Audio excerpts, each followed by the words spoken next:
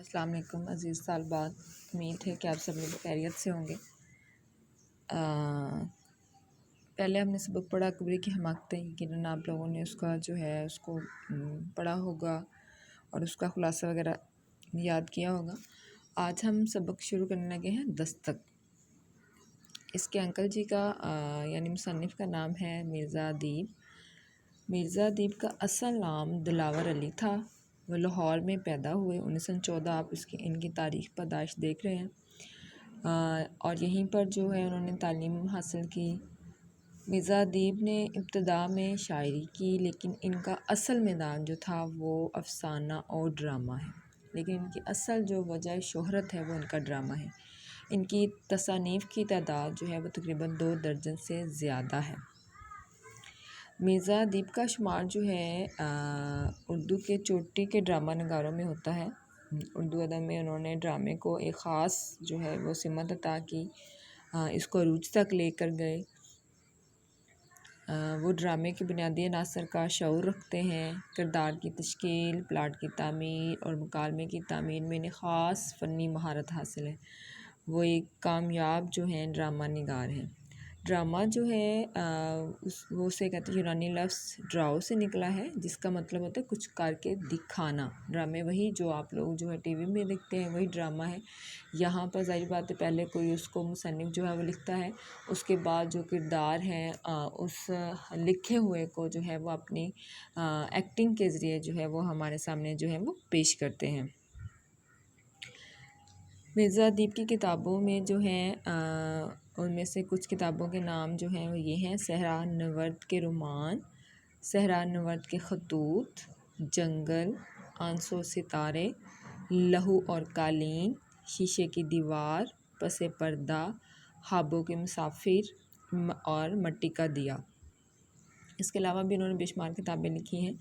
और ये वाला सबक जो आप लोगों के निसाब में शामिल है दस्तक, ये इनके मजमुआ जो है पसे पर्दा से लिया गया है।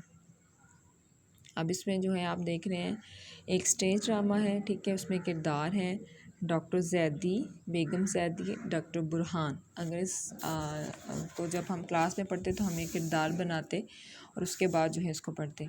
अब सबसे पहले आप लोग देख रहे हैं मंज़र। अगर आप लोग देखें टीवी के ड्रामों को भी देखें तो सबसे पहला कैमरा जो है वो किसी भी चीज़ की जो है हर चीज़ को, अगर किसी कमरे का मंज़र है तो उसमें कैमरा हर जगह पे जाता है, उसकी सारी मंज़र निगारी करता है, वो चीज़ जगह कैसी है। कहीं का भी कोई भी चीज़ जब जो है ड्रामा निगार उसको पेश करता है तो सबसे पहले वो क्या चीज़ पेश करता है? मंज़र। अब यहाँ पे डॉक्टर ज़ैदी का कमरा है जिसकी जो है वो मंज़र निगारी की गई है। डॉक्टर साहिब पलंग पर गाव तकिए से टेक लगाए बैठे हैं। गाव तकिया जो है गोल तकिए को कहते हैं, ठीक है। उम्र 55 के लगभग।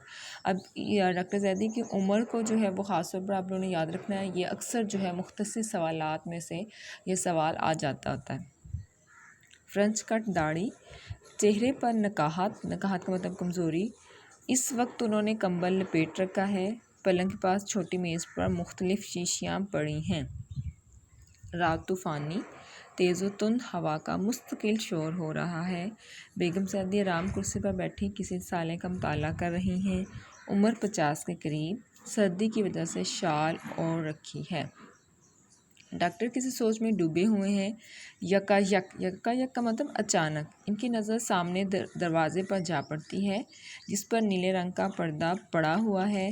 बेगम इन्हें देखती हैं और फिर साले की वर्क गिरदानी करने लगती हैं। वर्क गिरदानी का मतलब एक से दूसरा वर्क को जो है वो पलटना। डॉक्टर साहब कुछ कहते हैं मगर बहुत आहिस्ता, सिर्फ इनके होंठ हरकत करते हुए दिखाई देते हैं।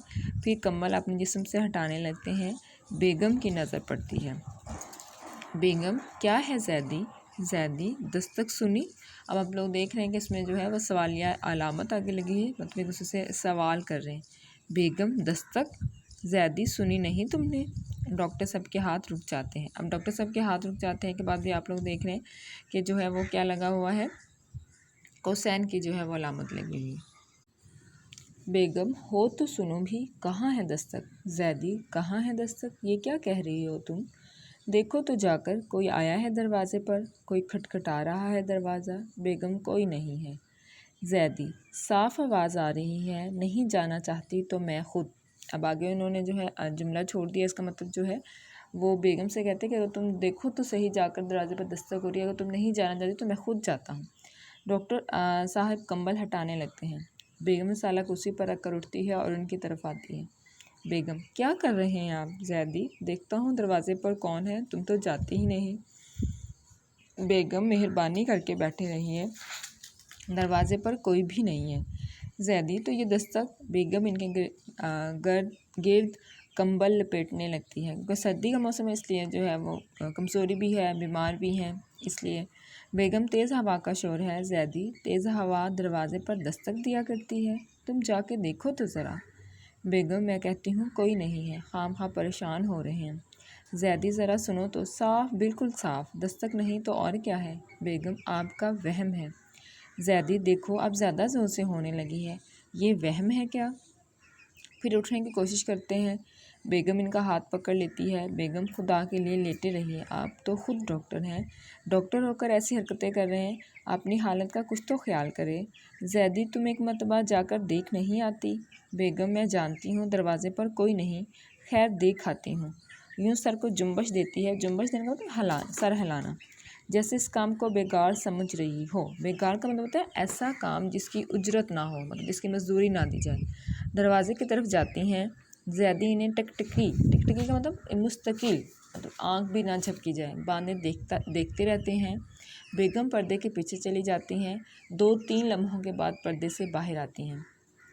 زیدی کون ہے؟ بیگم کون ہوگا؟ بیگم واپس آتی ہیں. زیدی تم نے دروازہ کھولا تھا؟ بیگم ذرا غصے سے تو کیا دروازہ کھولے بغیر ہی کہہ رہی ہوں، نہ جانے بیٹھے بیٹھے کیا ہو جاتا ہے آپ کو. کوئی آئے گا تو کال بیل نہیں دیکھے گا، دروازے پر ہی دستک دے گا. ڈاکٹر اور بیگم ایک دوسرے کو دیکھتے ہیں. ڈاکٹر کی نظروں میں بے اعتباری سی ہے اور بیگم کی نظروں میں شکایت. مطلب انہیں ڈاکٹر زیدی کو یہ لگتا ہے کہ بیگم نے صرف جو ہے ان کو ٹالنے کے لیے جو ہے کہا ہے دروازے پر کوئی نہیں ہے اور دروازے پر جا کر نہیں دیکھا، جبکہ بیگم کی نظروں میں شکایت ہے کہ ان کو میری بات پر اعتبار نہیں آ رہا. زیدی مگر یہ دستک. اب آپ لوگ دیکھ رہے ہوں گے کہ ڈاکٹر زیدی بار بار جو ہے وہ دروازے پر دستک کا جو ہے وہ تکرار کیے جا رہے ہیں. تو آپ لوگ جیسے جیسے ڈرامہ پڑھتے جائیں گے آگے آپ کو پتہ چلتا جائے گا کہ اس کے پیچھے کیا راز چھپا ہوا ہے. بیگم الفاظ کاٹتے ہوئے. آپ آرام نہیں کریں گے ڈاکٹر ہو کر؟ زیدی بیوی کے الفاظ کاٹ کر. بار بار مجھے کیوں بتا رہی ہو کہ میں ڈاکٹر ہوں؟ بیگم وہ اس لیے کہ آپ کو عام لوگوں سے بالکل مختلف ہونا چاہیے. اگر ڈاکٹر بھی کسی وہم کا شکار ہو جائے تو پھر اس کے علم سے کیا فائدہ؟ وہم کا مطلب فضول خیال سوچنا. اب ظاہری بات ہے ہم لوگ جو ہے اس بات کا جو ہے وہ یہ بات سوچ رہے ہوتے ہیں کہ ڈاکٹر جو ہے وہ کبھی بھی کسی وہم کا شکار نہیں ہوتے، وہ بڑے تسلی دینے والے، ہر چیز کو حقیقت کی نظر سے دیکھنے والے ہوتے ہیں. اس لیے ہم ڈاکٹر سے اس چیز کی توقع نہیں کر رہے ہوتے، اس لیے بیگم بھی ان کو یہی کہتی ہیں. زیدی شاید تم سچ ہی کہتی ہو. بیگم اب آواز میں نرمی ہے. آپ خود ہی بتائیے، ایک ڈاکٹر حقیقت پسند نہیں ہوگا تو اور کون ہوگا؟ دروازے پر دستک کی آواز سننا حقیقت کے خلاف ہے. مطلب جو ہے زیدی جو ہے اس کے ساتھ بحث کر رہا ہے کہ دروازے پر جو دستک کی آواز وہ سن رہا ہے کیا وہ حقیقت کے خلاف ہے. بیگم جب دستک ہی نہ ہو اور اصرار کیا جائے کہ آواز سنی ہے، اس وقت آواز سننا کس طرح حقیقت ہوئی؟ ڈاکٹر سر جھکا کر اپنی پیشانی پر ہاتھ رکھ لیتے ہیں. بیگم انہیں دیکھتی رہتی ہیں. ڈاکٹر صاحب کی نظریں بے اختیار سامنے پردے پر پڑتی ہیں. تیز و تند ہوا کا شور بڑھ گیا ہے، شاید بارش شروع ہو گئی ہے. لیٹ جائیے نا. ڈاکٹر صاحب اپنے خیال میں غرق ہیں. غرق کا مطلب ڈوبے ہوئے. زیدی کیا کہا؟ بیگم لیٹ جائیے. زیدی تم نے دروازہ کھول کر دیکھا تھا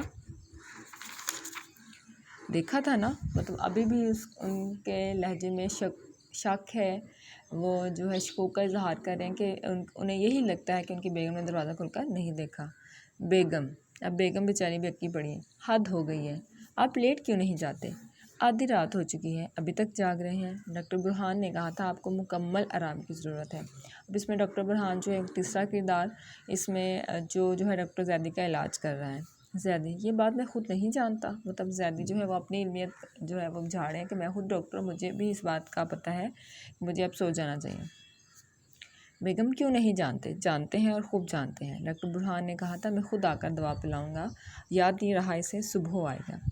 زیدی اچھا لڑکا ہے۔ بیگم میں نے اتنا ذمہ دار اور فرض شناس نوجوان آج تک نہیں دیکھا، سوائے کام کے اور کچھ سوچتا ہی نہیں اسے۔ ہر وقت کام، دن ہو یا رات، کام کے علاوہ اور کوئی غرض نہیں۔ یہ ہے فرض شناسی۔ فرض شناسی مطلب جو کام ملا ہے اس کو پوری ذمہ داری کے ساتھ ادا کرنے کو جو ہے وہ فرض شناسی کہتے ہیں۔ چلیں آج کے لیے اتنا ہی کافی ہے۔ اس کو سبق کو پڑھیے گا اور جو ہے دیکھیے گا کہ جو ہے اس میں جو دستک علامتی ایک لفظ ہے اس کے پیچھے جو ہے ہم انشاءاللہ کل دیکھیں گے کہ جو ہے اگلے لیکچر میں دیکھیں گے کون سا راز چھپا ہوا ہے۔ اس کو پڑھیے گا اور دیکھیے گا اور سمجھنے کی کوشش کیجیے گا۔ خوش رہیں اور خوشیاں بانٹیں۔ اللہ حافظ۔